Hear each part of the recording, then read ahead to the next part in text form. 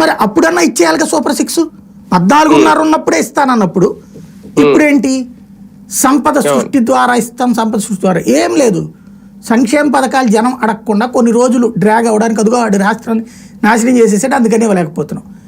రేపు ఇచ్చినప్పుడు మేము బాగు చేసి ఇచ్చామని చెప్పడం అంటే సైకలాజికల్గా ఇప్పుడు మామూలుగా ఇంతవరకు రాష్ట్ర చరిత్రలో ఎలక్షన్స్ అప్పుడు మాత్రమే ఓటాన్ అకౌంట్ బడ్జెట్లు ఉండే, లేదా కరోనా లాంటి ప్రకృతి వైపు ఇచ్చిన టైంలో ఉంటుంది.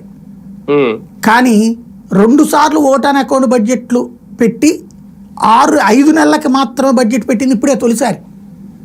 ఇదంతా సైకలాజికల్ గా మనల్ని ప్రిపేర్ చేయడం.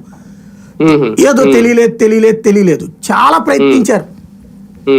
అని ఇంకెక్కడైనా చెప్పకుండా చేశారా, ఏమైనా చెప్పకుండా చేశారని ఏమీ లేదు. ఇక అది ఇదేదో సరదాగా దారిలో వాడి దగ్గర నువ్వో కోటి ఏం జేబులో వేసుకుని తెచ్చుకునేది కాదు కదా గవర్నమెంట్ అనేటటువంటిది. అక్కడ ఏమి తేలకపోయేటప్పటికి ఇప్పుడు ఇక ఎలా కన్విన్స్ చేయాలి పబ్లిక్ ని? బడ్జెట్ లో అబద్ధాలు చెప్పడానికి కుదరదు కాబట్టి 7.2 లక్షలు ఎంత చూపెట్టారు అక్కడ. దెన్ అక్కడ అంతే, అది కూడా దేంతో కలిపేసేసి ఇప్పుడు చెప్పినటువంటి వీటితో కూడా కలిపితే ఇప్పుడు 4.5 లక్షల్లో ఇప్పుడు 4,91,000 దీనికి కార్పొరేషన్ ద్వారా తీసుకున్న రుణాలు కలిపితే 5,90,000 6,38,000 అంతే కదా. దాన్ని అయిపోయింది కదా. ఇంకా విద్యుత్ కూడా కలిపితే ఇంకో 49,000 ఇంకో ఇది కూడా కలిపితే 7.5 లక్షలు.